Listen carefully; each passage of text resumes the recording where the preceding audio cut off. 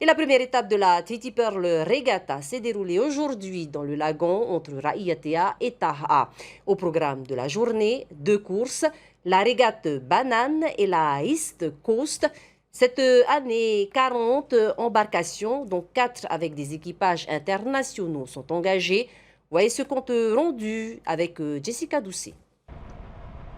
Un ciel couvert, un vent d'est soufflant à 20 km/h, toutes les conditions sont réunies pour faire une bonne régate. Le parcours Banane ouvre les festivités, près de 5 nautiques dans le chenal entre Taha et Raiatea, un circuit sportif où se mêlent dextérité des équipages et manœuvres. Alors ça rend la tactique passionnante, c'est tout l'intérêt de la marine à voile. C'est pas la taille des bateaux ni celle des oreilles qu'on fait qu'on entend mieux. C'est que quelle que soit la taille du bateau qu'on a sous les pieds, il faut exploiter 100% du potentiel de l'outil en équipage, en équipe. C'est pour ça que je vous dis que c'est une belle leçon de vie en général. C'est qu'il faut utiliser le mot respect le plus possible dans la journée vis-à-vis de soi-même, de son équipage, de son bateau, de l'environnement et de la concurrence évidemment. Et ça forge en général de belles mentalités, normalement.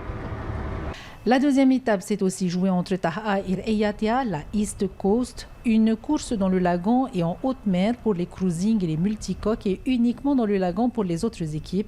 Avec un parcours de 23 nautiques, les équipages se sont donné un cœur joie. Une première pour cette team métropolitaine. La TPR c'est très bien, c'est bien organisé, c'est ce qu'on avait vu sur les vidéos, les photos, enfin, ça fait rêver et puis quand on y est aussi, on a les yeux grands ouverts et on en profite vraiment au maximum. Plus qu'un événement sportif, la Tahiti Pearl Regatta est la vitrine de la Polynésie à l'international.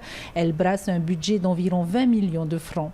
80% de ce budget est dépensé dans les raromatai, auprès des associations pour tout ce qui est activités culturelles, auprès des commerçants, auprès des prestataires, restaurants, speedboat. Et pour nous, c'est important de contribuer ainsi au développement économique des îles sous le vent.